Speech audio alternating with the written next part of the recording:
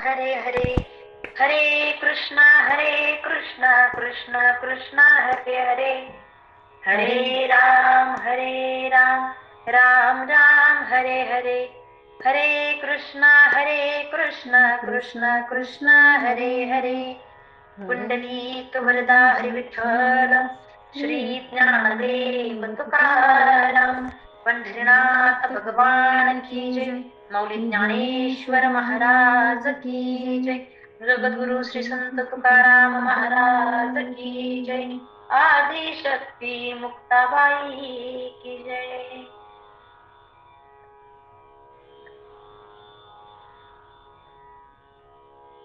अनपेक्ष सुचेदक्ष उदासीनो गतव्यथ सर्वारंभ परित्यागी यो मद्भक्त समे प्रिय.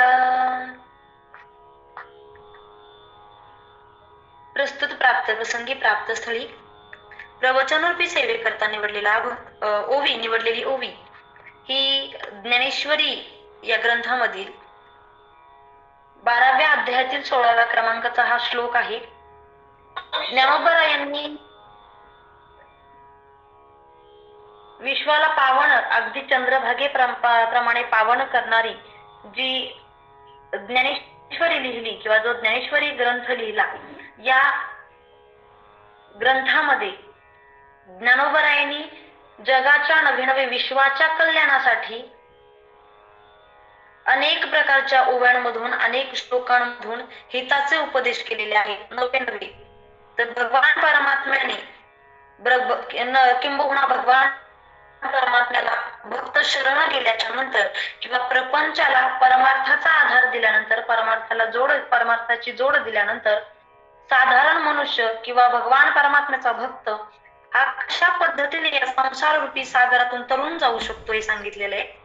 या ओवीचा अर्थ जर साधा सरळ पाहायला गेला तर साधा सरळ अर्थ आहे की ज्ञानोबा ओवीमधून सांगतात की किंवा भक्तानं कशा पद्धतीची भक्ती केली पाहिजे, नवे भक्तीचे कोणते प्रकार याच्यामध्ये पडतात याचा हा सांगण्याचा प्रयत्न केलेला आहे. ज्ञानोबराय सांगतात की अनपेक्षम सुचिर्दक्ष उदासीनो गतव्यथ सर्वारंभ परित्यागी यो मद्भक्त समेप्रिय.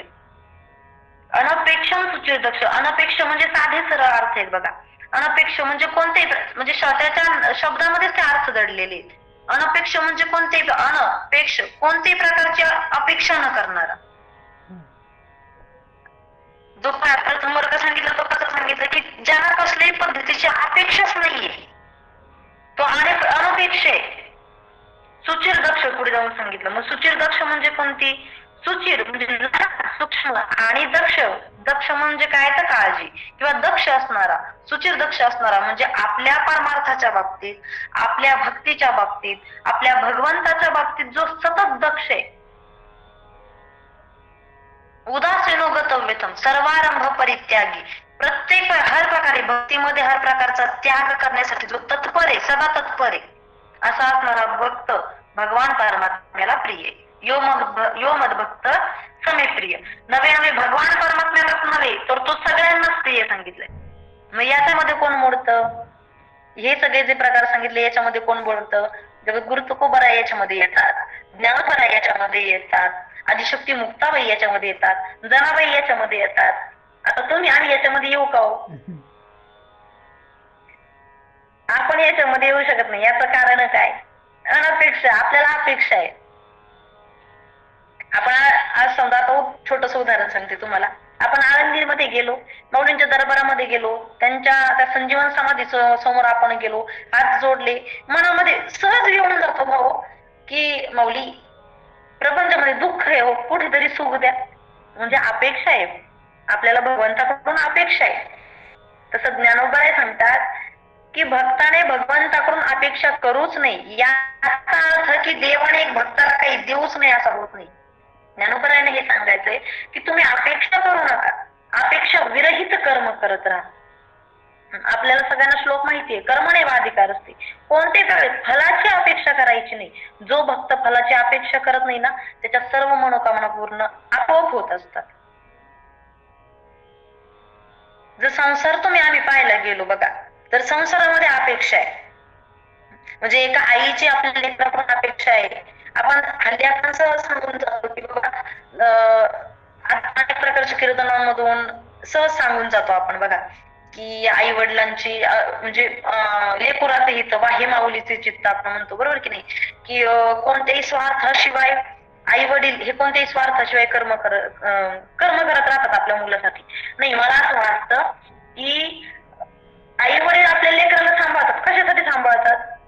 त्याने त्यांच्या म्हातारपणाची काठी व्हावी म्हणून सांभाळतात.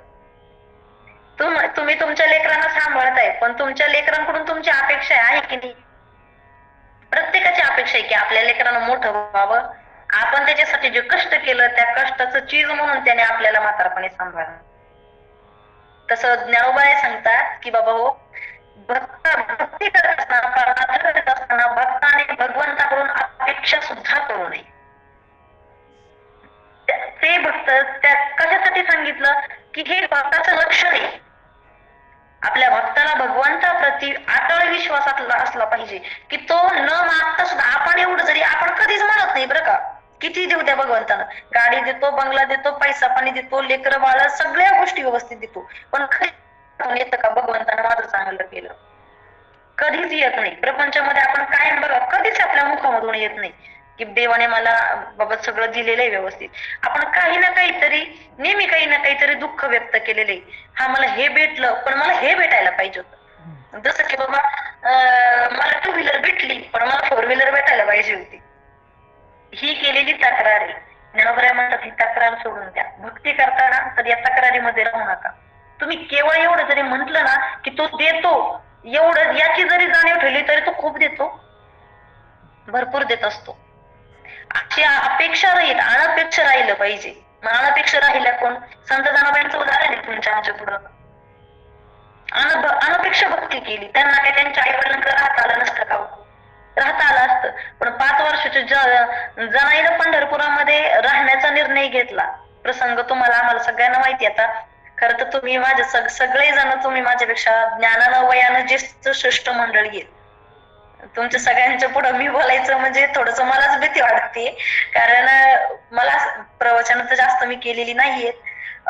पण ठीक आहे, आज अचानक योग आलेला आहे तर म्हंटल चला आपण तरी कधी धाडस करायचं नाही का असं. तर जनाबाईचं उदाहरण तुमच्या आमच्या समोर आहे. एवढ्याशा जनाबाईनं येऊन काय केलं? पंढरपुरामध्ये तिथं वास्तव्य केलं. काय केलं? घालून या भार, राहिलो निश्चिंत. त्या भगवंतावर सगळा भार टाकून दिला. वडिलांनी विचारलं तर नाही, पाग तू राहशील कशी इथं? तुझं वय किती आहे? तू या अनोळखी शहरामध्ये राहशील कशी? अनोळखी लोकांमध्ये राहशील कशी? खाशील काय? काय झालं? आवाज येत नाहीये का कविता ताई? आवाज येत नाहीये? येतोय येतोय येतोय. हो येतोय येतोय येतोय. हा येतोय आवाज. ज्या वेळेस संत जनाबाईंच्या वडिलांनी जनाबाईंना सांगितलं तू राहणार आहेस कुठं, त्यावेळेस जनाबाईंना काय केलं? जनाबाईंना आपल्या वडिलांना सांगितलं मागे पुढे वारा हे सांभाळीत आली या आघाता निवाराया. म्हणजे बाबा तुम्ही कशाला काळजी करता? तो भगवान परमात्मा आहे ना माझ्या पाठीशी, तो मला सांभाळून घेईल. त्यावेळेस तरी भगवान परमात्म्याकडून अपेक्षा केली, मंदिरामध्ये झोपी गेला जनाबाई. पण देवाला म्हटले का मला अंथरून देईन, मला पांघरून देईन, मला काही नाही. रात्रंदिवस त्याची ज्याच्या घरामध्ये सेवा मिळाली त्यांना नामदेवरायांची दासी बनून राहिली जनाबाई. कशासाठी? कोणत्याही प्रकारची अपेक्षा केली नाही मी तुझी सेवा करते तर मला दासी पद नको, मला संपत्ती दे, मला भरभराट दे. किंवा आपण जे करतो आता, आम्ही आळंदीमध्ये वास्तव्याला गेलोय, आम्ही याच्यासाठी गेलोय तर माझी संस्था असावी, मी मोठं काहीतरी कार्य करावं, मला चांगलं पद असावं, प्रतिष्ठा असावी. या गोष्टी जनाबाईंनी कधी केलेल्या नाही. जनाबाईंनी काय केलं तर दास्यत्व पद करलं. आणि एवढंच नाही तर संतांनी सांगितलं कोणाचा दास करा तर मददास करा दासांच्या दासींचा. म्हणजे दासांच्या दासांचं सुद्धा दासत्व संतांनी पत्करलं. आणि तुमच्या आमच्या तर चरणाला हात लावला, लावून या पाया विनवितो तुम्हाला करटाळी बोलामकीनं. तुमच्या आमच्या तर चरणाला सुद्धा संतांनी हात लावला. कशासाठी? येतो हिताचा कळवळा. तुमच्या आमच्या हिताचा कळवळा संत मायबापांना आला. मग त्यांनी परमार्थातून कोणती अपेक्षा केली का हो? तुकोबरायांनी अभंग लिहिले, अहो सहज अभंग मागितले तर बुडवून टाकली इंद्रायणीमध्ये गाथा. भगवंताकडून अपेक्षा सुद्धा केली नाही. ज्ञानोबराय म्हणतात की भक्तीमध्ये जर श्रेष्ठत्व गाठायचं असेल ना, आपण उगाच ना तुका झाला असे कळस उगाच म्हणत नाही. त्यांनी भक्तीमध्ये पूर्ण परिकाष्ठा पार केलेली आहे भक्तीची, की भगवान परमात्म्यानं त्यांना डोक्यावर घेऊन भगवान परमात्मा नाचलेले. कोणाला खांद्यावर घेतलं, कोणाला कमरेला घेतलं, कोणाला डोक्यावर घेतलं, कोणाला हातामध्ये घेतलं. का? कारण या सर्व संतांनी आपल्याला काय शिकवलं की अनपेक्षित राहा. प्रपंचामध्ये जशी अपेक्षा करताय म्हणून दुःख आहे, बरोबर की नाही? कोणते प्रसंग बघा तुम्ही, परमार्थातला प्रसंग जरी बघायचा झाला, आज आम्ही सगळेजण कीर्तनकार मंडळी होत. एखाद्या ठिकाणी तुम्ही कीर्तनाला गेली, तुमची अपेक्षा आहे तिथून मला 10,000 रुपयाचं पाकिट भेटावं. आता तुम्ही सगळे कीर्तनकार मंडळी येऊन त्यामुळे सांगायला हरकत नाही, 10,000 रुपयाचं पाकिट भेटावं ही प्रत्येकाला अपेक्षा आहे. तिथं गेल्यानंतर तुम्हाला 5,000चं जर पाकिट भेटलं तर त्या परमार्थामध्ये काय झाला? अपेक्षा भंग झाला. ज्यावेळेस तुम्ही ते 5,000चं पाकिट उघडता त्यावेळेस काय होती? अपेक्षा भंग होती तुमची, की अरे मला 10,000चं पाकिट पाहिजे होतं पण 5च भरले. म्हणजे परमार्थामध्ये सुद्धा अपेक्षा जर केली तर दुःखाची प्राप्ती. पण ज्या वेळेस तुम्ही आम्ही समाधान म्हणू, अरे भरपूर झाले बरं का, माझ्या प्रपंचासाठी माझ्या जगण्यासाठी हे भरपूर झाले, त्यावेळेस काय होईल? संत मायबापांनी तुम्हाला आम्हाला समाधानी राहायला शिकवलेलं आहे. ठेविले आनंदी तैसेची राहावे, चित्ती असू द्यावे समाधान. ज्यावेळेस तुमच्या आमच्या चित्तामध्ये समाधान येणारे त्यावेळेस निश्चित तुमच्या आमच्या जीवनाचं सार्थक झाल्याशिवाय राहणार नाही. पण हल्ली समाधानच महाग झाले, पैसा स्वस्त झालाय बरं का लोकांना. प्रत्येकाकडे आहे बघा ना, पैसा प्रत्येकाकडे आहे, प्रत्येक गोष्ट प्रत्येकाकडे आहे. कोणाला मुलगा होत नाही म्हणून समाधान नाही, कोणाला संततीच होत नाही तर म्हणून समाधान नाही. पण संत मायबापांनी ज्या स्थितीमध्ये भगवंताने तुम्हाला आम्हाला ठेवलं ना, त्या स्थितीमध्ये आनंदी राहायला सांगितलेले.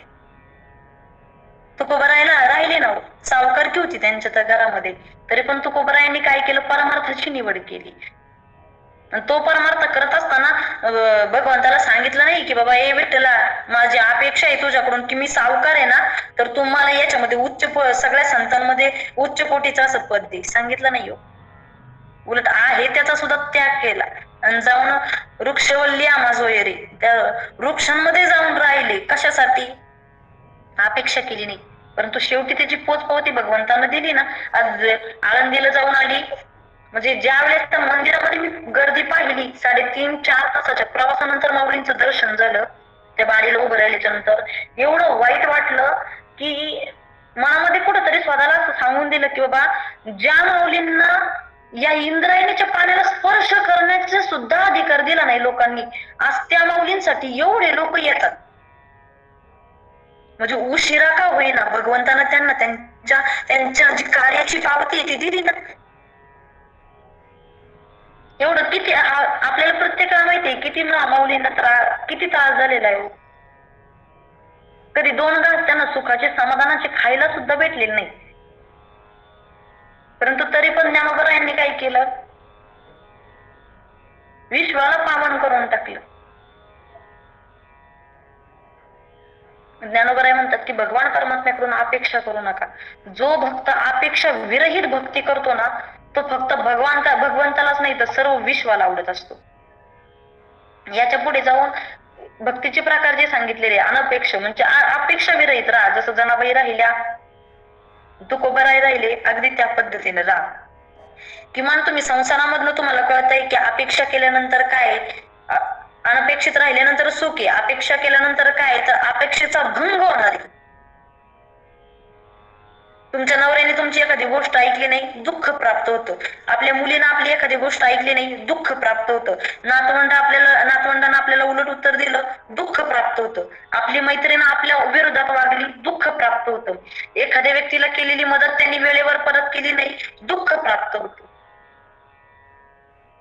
या सगळ्या दुःखाचं मूळ आपण मध्यंतरी एक मालिका लागायची बघा टीव्हीवर, महाभारत, त्या महाभारत हिंदीमध्ये लागायची, त्याच्यामध्ये एक वाक्य महाभारत मध्ये सांगितलं होतं की अपेक्षा दुःख का मूल कारण आहे, म्हणजे अपेक्षा हे दुःखाचं मूळ कारण आहे. तसं अपेक्षा विरहित अनपेक्षा राहा. भगवान परमात्म्याला जर प्रिय बनायचं असेल ना तुम्हाला आम्हाला, तर अनपेक्षित राहिलं पाहिजे. काही लोकांना मग असं पण वाटतं की आम्ही अनपेक्षित राहतो परमार्थामध्ये, पण तरी पण आम्हाला परमार्थाची यश प्राप्ती होत नाही. सहज मनात येतं आम्ही एवढे देवदेव करतो, सहज लोक पण आपल्याला बोलून जातात बघा, काय म्हणताय तुम्ही एवढे देवदेव करता, एवढा आळंदीला जाता, पंढरपूरच्या वाऱ्या करता, एवढे करता, तरी पण तुमच्या जीवनामध्ये दुःख आहे ना.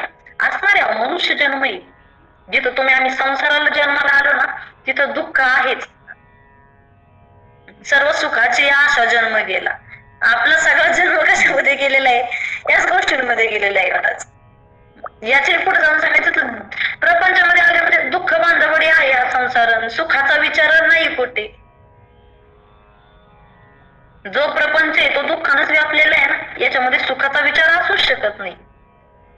दुःख केवळ आहे, वाहिल्या उद्योग दुःखाची केवळ आहे. म्हणजे बघा बरं किती मनुष्याला जीवनामध्ये प्रपंचामध्ये काय दुःख आहे याचा अर्थ मग संतबाईबांनी असं नाही सांगितलं की प्रपंचामधून दुःख आहे तर प्रपंच करू नका. उलट संतबाईबा म्हणतात प्रपंच करावा नेत का, पण परमार्थ सुद्धा त्याच्यापेक्षा जास्त उन्नतीचा करावा. आपल्या प्रपंचाला थोडीशी परमार्थाची साथ असावी. आता बघा ना तुम्ही प्रपंचच करताय ना, प्रत्येक जण आहे अवस्थेमध्ये आहे ना घरामध्ये, आहे की नाही. कोणाचं नातवंड मध्ये डोकवतंय, कोणाचे मिस्टर तिकडे काहीतरी आवाज देऊन सांगतात, कोणाची मुलगी जेवणासाठी हाक मारते, कोणाचं काय, प्रत्येक जण प्रपंचामधून बसलेले.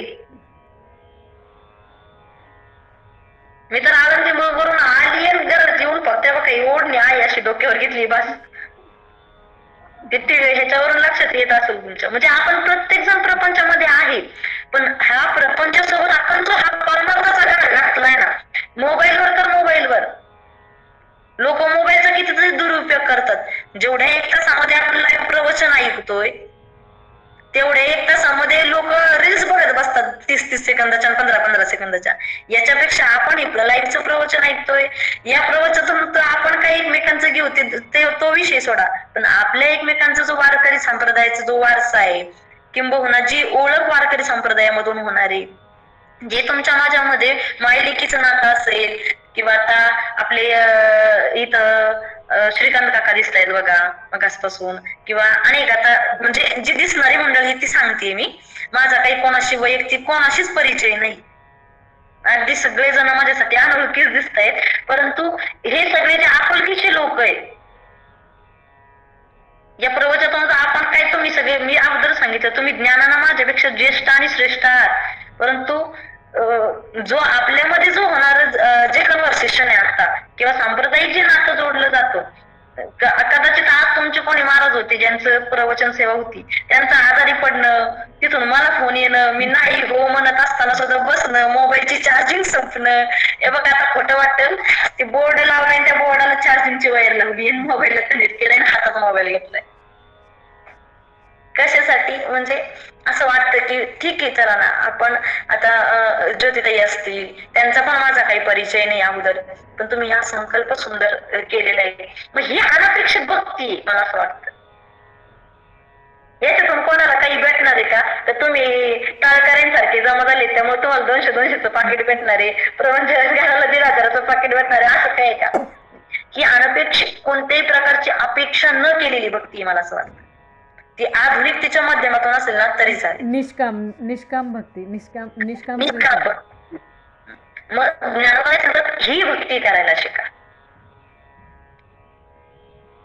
या भक्तीमध्ये प्रत्येकाचा त्याग आहे ना. किती संत मायबापांनी तर किती त्याग केलेले आहेत सांगा बरं, भरपूर त्याग केले. संतांसारखे त्याग आपण करूच शकत नाही.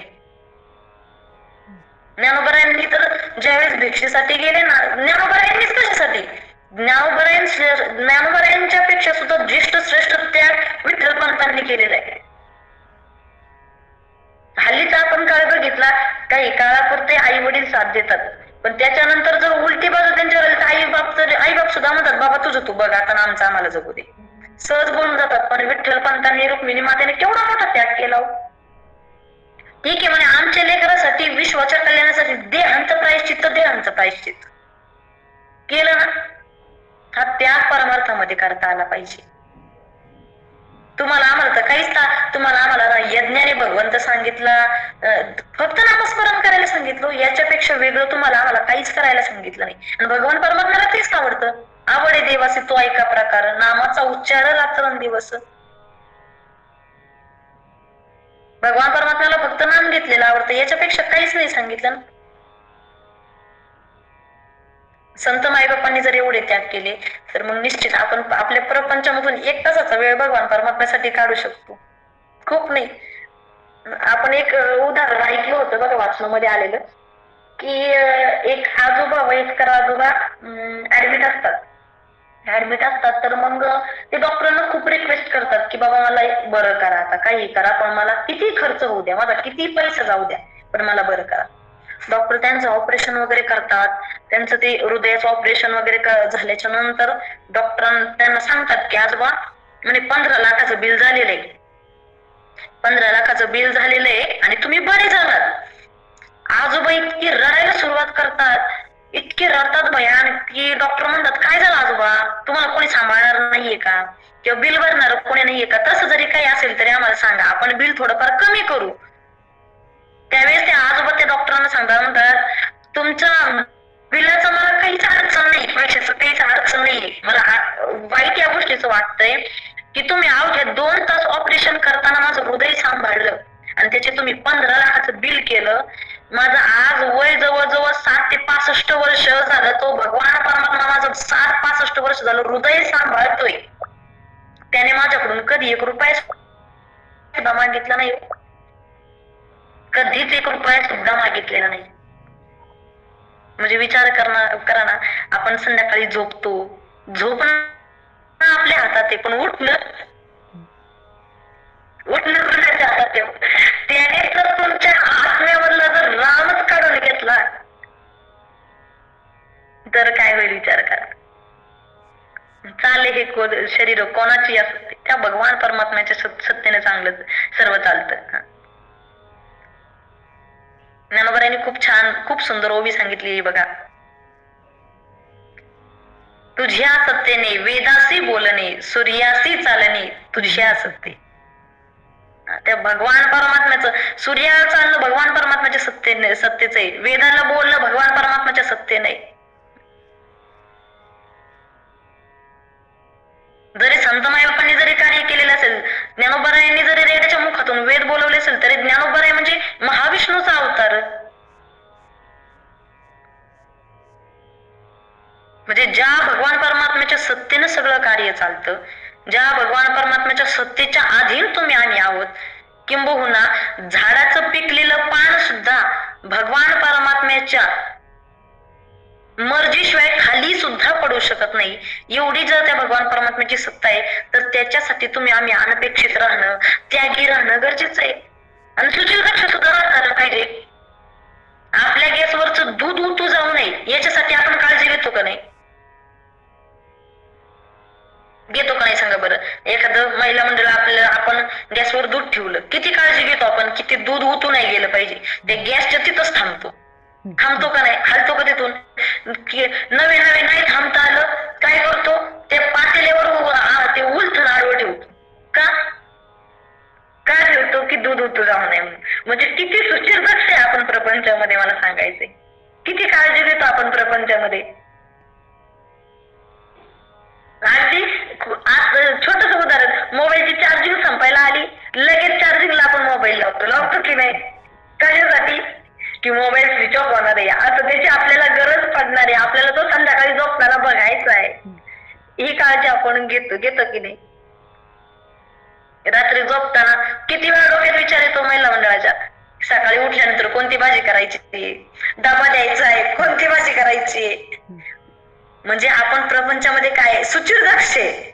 अगदी आपल्या नवऱ्याचा पगार हातामध्ये आला, तो पगार किती काळजीनं 200 न 50 न 10 रुपयानं कसा वाचवायचा आहे, घेतो ना याची काळजी. म्हणजे काय, आपण तटस्थ आहे प्रपंचामध्ये, आपण सुचिरदक्ष आहे प्रपंचामध्ये, आपण काळजी घेतो.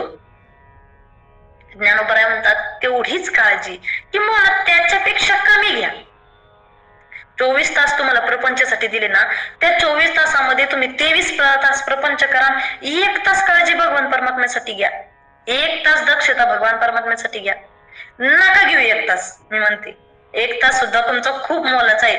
तेवढ्या 1 तासामध्ये 2 सिरियल बघून होतात, बरोबर का नाही? नका घेऊ 1 तास सुद्धा. एखादी जपमाळ तुम्ही भगवान परमात्म्याची एखादी जपमाळ करा, खूप येऊ त्याच्यासाठी. तेवढं आपले जुने बायका सुद्धा म्हणायच्या बघा, कामात कामान म्हणा राम राम. जे कामात सुद्धा राम येताना म्हणतात. जनाबाईंनी घेतलंच का नाही? वेळ प्रसंगी जनाबाईच्या गौऱ्या सुद्धा विठ्ठल विठ्ठल म्हणून बोलू लागलेल्या. म्हणजे जनाबाईंनी सुद्धा भगवान परमात्म्याचं कामामध्येच नाम घेतलेले. तसं तुम्हाला आम्हाला सुद्धा घेता आलं पाहिजे. एका दुकानदारानं बघा काय केलं. आपण तुम्ही ती व्हिडिओ बघितलाय का नाही मला माहिती नाही. बघा मध्ये मध्ये ती जाहिरात सुद्धा दाखवत होती की एक मुलगी दुकानामध्ये गेली आणि तिने सांगितलं, दादा मला मिरची पावडरचा एक पुडा द्या. काय सांगितलं की मला मिरची पावडरचा एक पुडा द्या. त्या दादानं दुसऱ्या जो दुकानदारामधला कामगार होता त्याला सांगितलं, राम मॅडमला मिरची पावडरचा एक पुडा दे. सांगितलं, राम मॅडमला मिरची पावडरचा एक पुडा दे. त्या कामगारानं मालकाला म्हटला, राम हा मिरचीचा पुडा घेऊन त्या मॅडमला दे. ते मॅडम म्हटल्या, मालकाचं पण नाव राम, कामगाराचं पण नाव राम, तुमचा योग चांगला जुळून आलाय म्हणली.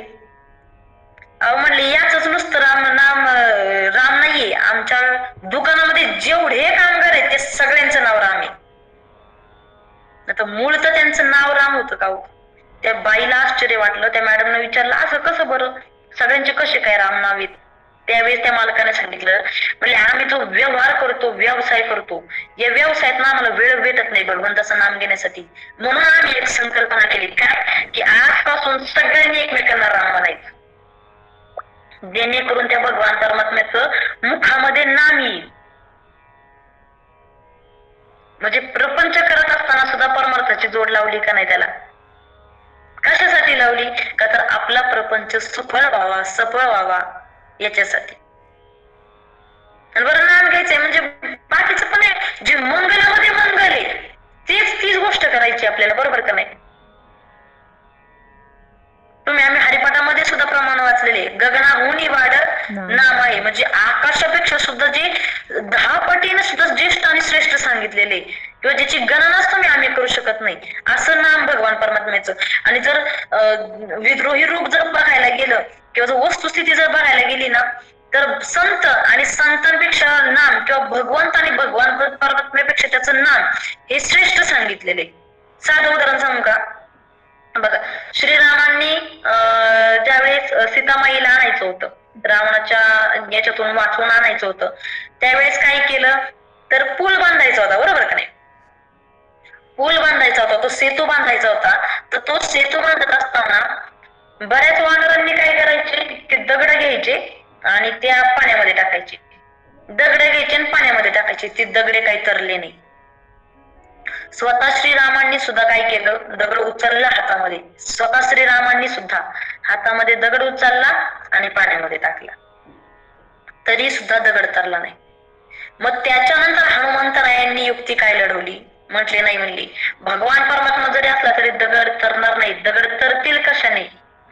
नामे तारिले अपार. दगडे तरतील कशानं?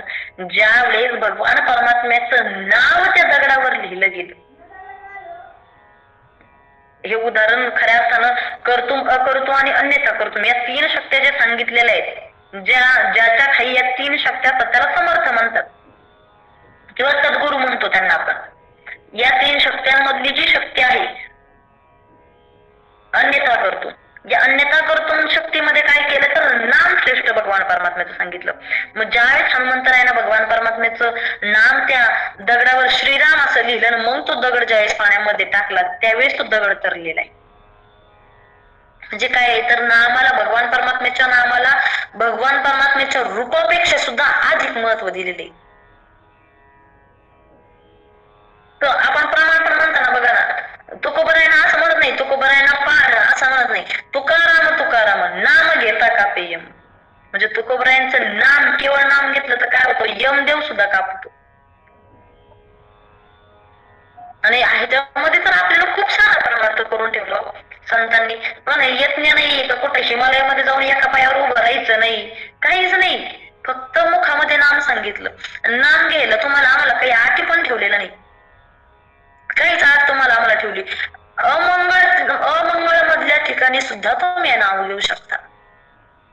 बरं, याच्यासाठी येताना सुद्धा तुम्हाला आम्हाला काही कुठल्या गोष्टींचं बंधन ठेवलं नाही. यारे यारे नारी नर याची, यारे यारे सहन थोर याती विनती नारी नर. म्हणजे कोणीही या सांगितलं. तुकोबराय म्हणतात कोणीही या. तुमच्या आमच्या पुढे उदाहरण आहे. एका वेश्येची मुलगी असून सुद्धा भगवान परमात्म्यानं काय केलं, स्वतःच्या हृदयामध्ये अंतःकरणामध्ये केवढी मोठी जागा दिली का नाही. याचं कारण आहे भक्ती किती श्रेष्ठ आहे, याला सुद्धा महत्व आहे.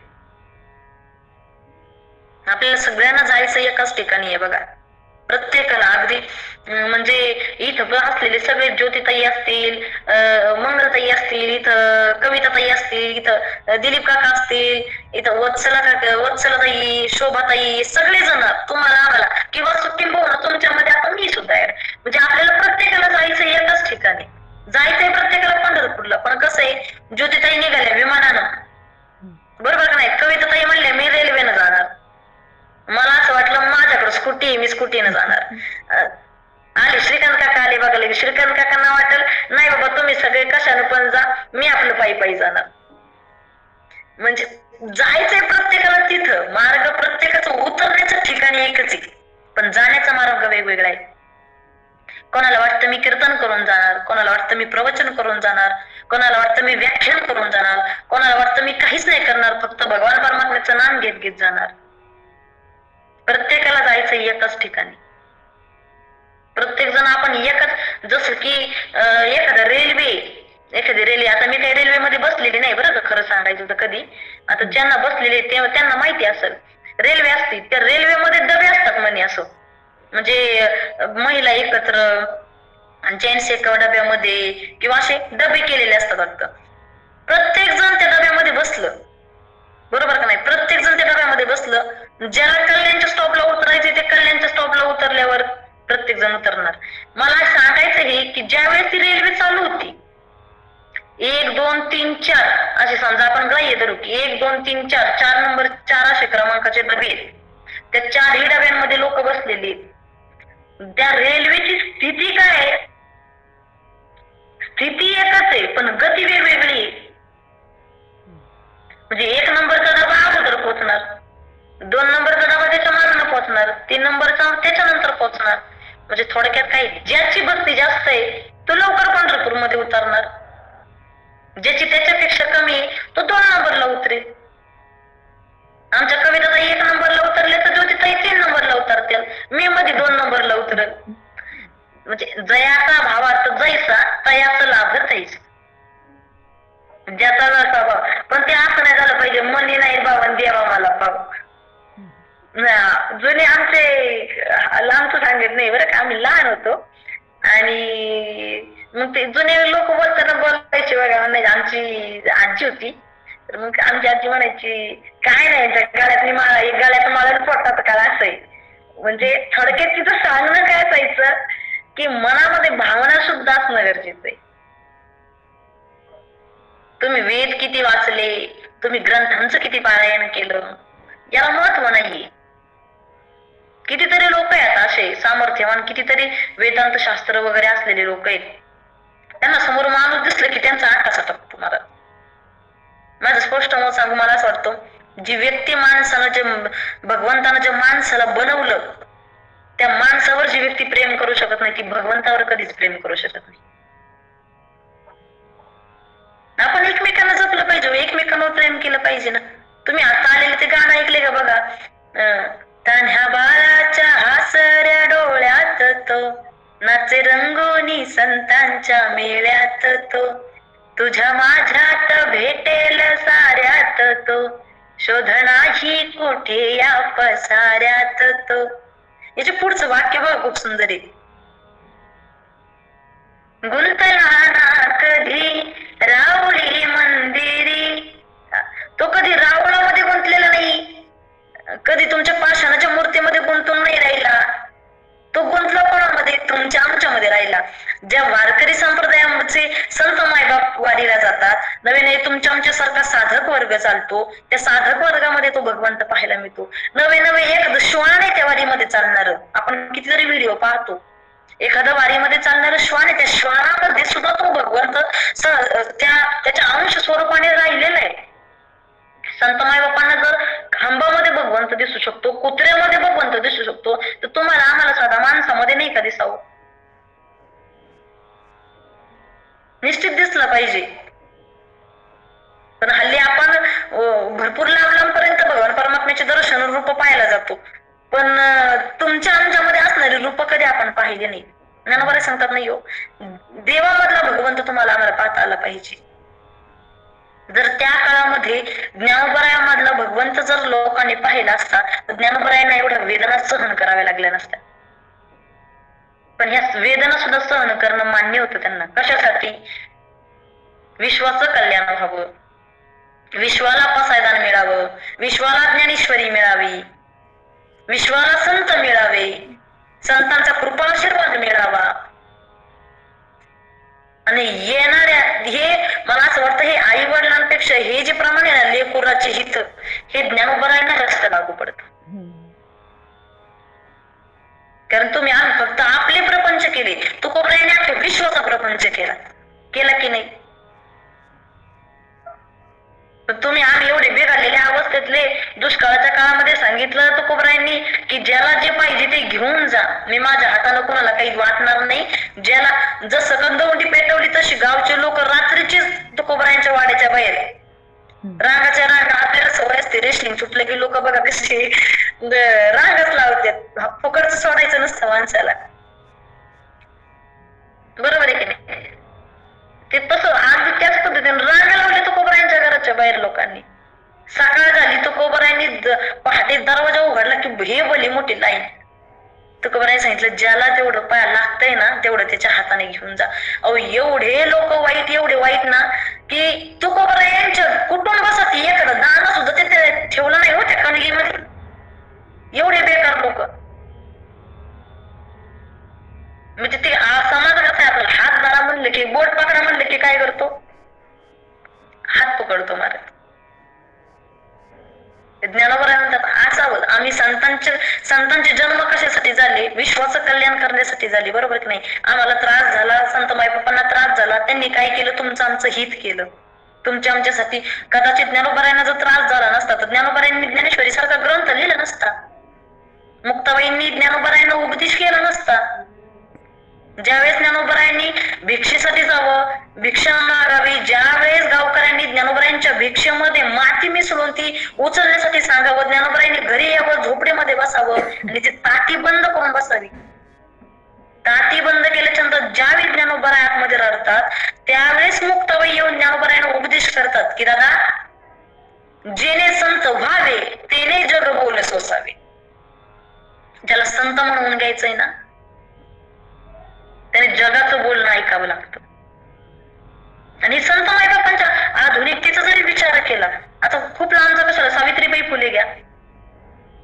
आज जगामध्ये किती अजरामर नाव झालं, पण ते नाव अजरामर होण्यासाठी त्यांना कितीतरी शेणाचे गोळे खावे लागले, कितीतरी चिखल करून घ्यावी लागली, कितीतरी दगडांनी स्वतःचं डोकं कितीतरी वेळा फोडून घ्यावं लागलं, कितीतरी लोकांनी वाईट कितीतरी लोकांच्या शिव्या ऐकाव्या लागल्या, नवे नवे कितीतरी आरोप ऐकावे लागले. सावित्रीबाई फुलेंचा काळ जरी सोडला तरी त्याच्या मागचं जरी उदाहरण सांगायचं झालं तर सिद्धताई सपकाळांचं घ्या.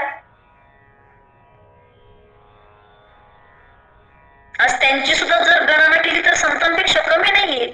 आपल्या लेकराला कुणी आपलं म्हणतं,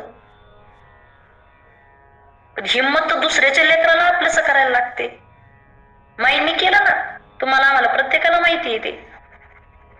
मग हे निष्काम जीवन आहे, हे निस्वार्थी जीवन आहे, परित्यागाचं जीवन आहे. ज्ञानोबराय म्हणतात प्रपंच करणारे लोक परत त्याग करू शकत नाहीत. मग प्रपंच करणाऱ्या लोकांनी त्याग कशाचा करावा? तर मोहाचा करावा, स्वार्थाचा त्याग करावा, ईर्षेचा त्याग करावा, द्वेषाचा त्याग करावा. आणि आपलंसं काय करावं तर भक्ती आपलीशी करावी.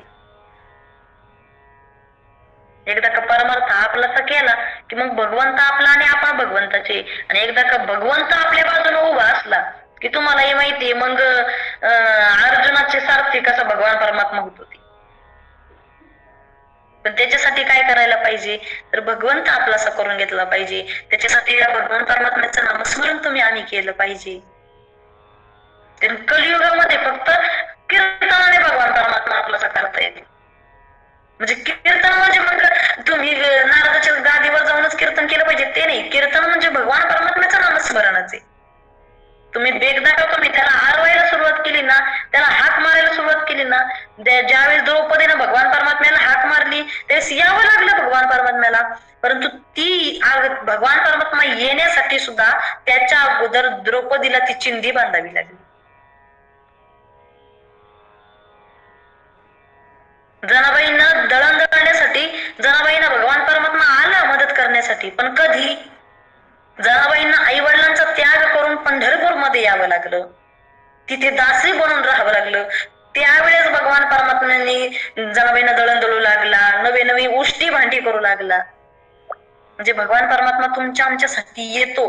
फक्त ती आपल्याला शाळेमध्ये प्रार्थना असते बघा, हल्लीच्या विद्यार्थ्यांना प्रत्येकाला येते ते, कोण कहते हे भगवान आते नाही, तुम शबरी के जैसे बुलाते नाही. आपण बोलवतच नाही, हा आपला दोष आहे.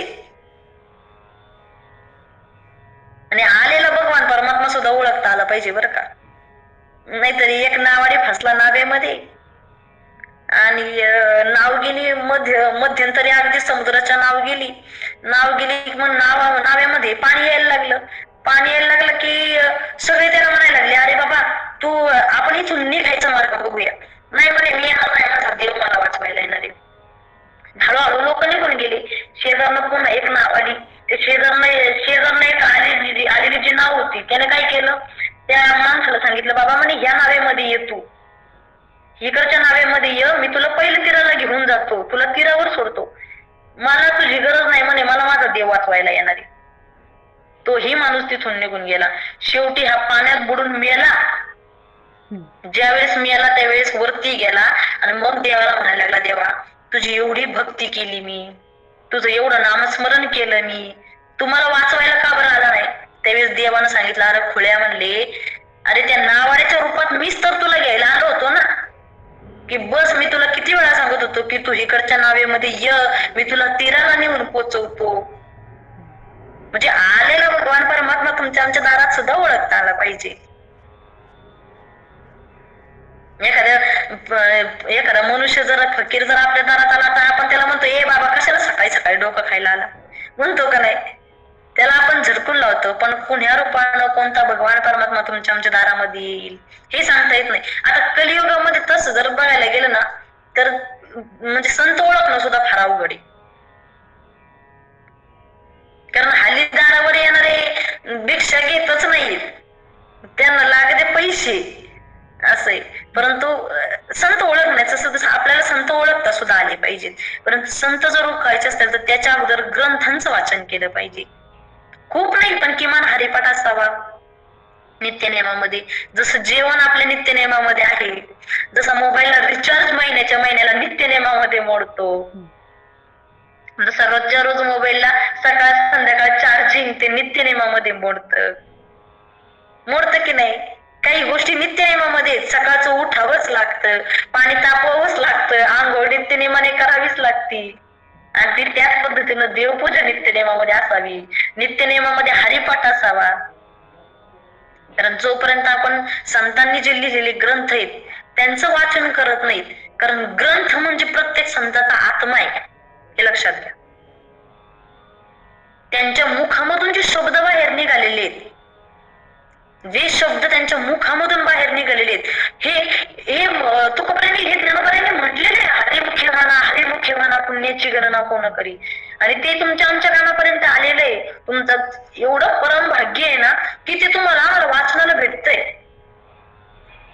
संत करण्यासाठी आपण काय केलं पाहिजे तर ग्रंथांचं वाचन केलं पाहिजे. आणि ग्रंथांचं वाचन करण्यासाठी काय करावं लागेल तर प्रपंचातील थोडासा वेळाचा त्याग करावा लागेल. अगदी जर वाचनच करायचं म्हटलं ना तर 15 मिनिटामध्ये सुद्धा हरिपाठ वाचून होतो बरं का. तुम्ही कधीतरी घेऊन बघा पुस्तक. 15 नाही, वाचायचं म्हटलं तर 10 मिनिटामध्ये होतो, गद्याला लावून संपूर्ण हरिपाठ होतो.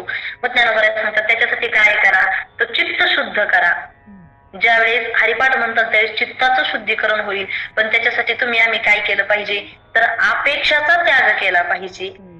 संसारातल्या वेळेचा थोडासा त्याग करून परमार्थामध्ये थोडस लक्ष दिलं पाहिजे. परमार्थाला थोडस आपलंस केलं पाहिजे. आणि फक्त आपणच नाही बसायचं, सगळे घरात ते 10 मिनिटं बसवायची.